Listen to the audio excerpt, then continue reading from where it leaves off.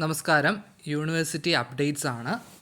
Kerala university PGയുടെ പുതുക്കിയ calendar വന്നിട്ടുണ്ട്. അപ്പം മൊത്തത്തിലുള്ള പരീക്ഷകളും റിസൾട്ടിനെ സംബന്ധിച്ചുള്ള വീഡിയോ ആണ്.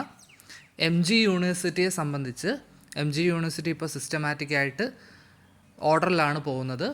ഓഡ് സെമ്മിൻ്റെ പരീക്ഷകൾ നവംബർ ഡിസംബർ മാസങ്ങളിലും ഈവൻ സെമ്മിൻ്റെ പരീക്ഷകൾ മാർച്ച് ഏപ്രിൽ മെയ് മാസങ്ങളിലുമായിട്ടാണ് നടക്കുന്നത്.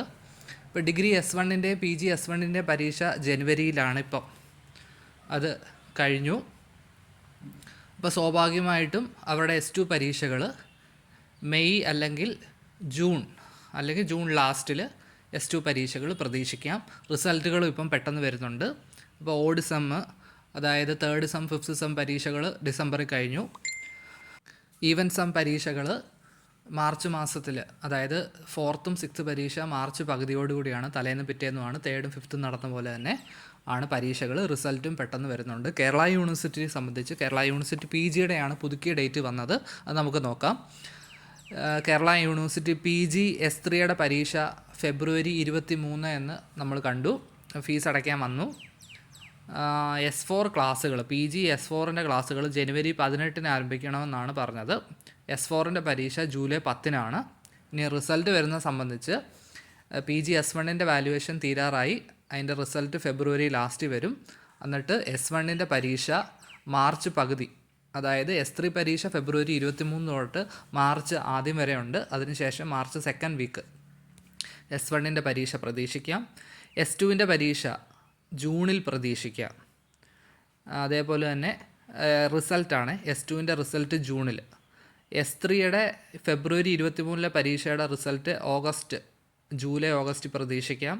S4ൻ്റെ പരീക്ഷയുടെ റിസൾട്ട് സെപ്റ്റംബറിൽ പ്രതീക്ഷിക്കാം. ആ S4ൻ്റെ പരീക്ഷ ജൂലൈ 10 നമ്മൾ കണ്ടു.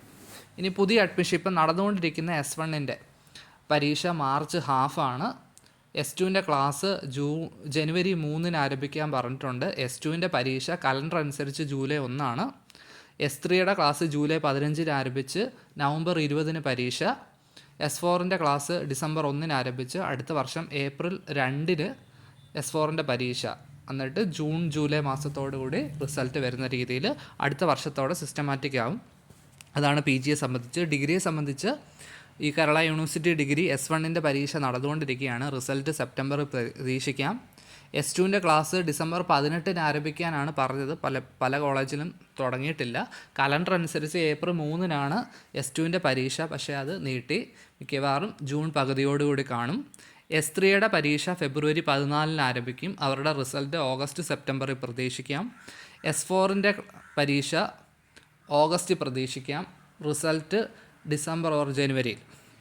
ഇനി S5ൻ്റെ പരീക്ഷ ഡിസംബറിൽ കഴിഞ്ഞാൽ അതിൻ്റെ റിസൾട്ട് ഏപ്രിൽ പ്രതീക്ഷിക്കാം. അതേപോലെ തന്നെ S6ൻ്റെ പരീക്ഷ ഏപ്രിൽ 4 അതിൻ്റെ റിസൾട്ട് ജൂണിൽ പ്രതീക്ഷിക്കാം. അപ്പോൾ ഇതാണ് കേരള യൂണിവേഴ്സിറ്റിയെ സംബന്ധിച്ചുള്ള കാര്യങ്ങൾ. PGയുടെ കാര്യം പറഞ്ഞു. PG S1ൻ്റെ പരീക്ഷ മാർച്ച് പകുതി, S2ൻ്റെ പരീക്ഷ ജൂലൈ 1, S3യുടെ പരീക്ഷ നവംബർ 20, S4ൻ്റെ പരീക്ഷ ഏപ്രിൽ 2. ഇപ്പം നടക്കുന്ന കുട്ടികളുടെ. ഇനി ഇപ്പം തേർഡ് സെം പരീക്ഷ നടക്കുന്നത് PGയുടെ ഫെബ്രുവരി 23 അവരുടെ ഫോർത്ത് സെം പരീക്ഷ ജൂലൈ 10. ഡിഗ്രിയുടെ കാര്യവും പറഞ്ഞു. ഡിഗ്രി S1ൻ്റെ പരീക്ഷ നടക്കുകയാണ്. S2ൻ്റെ പരീക്ഷ ജൂണിലാകും.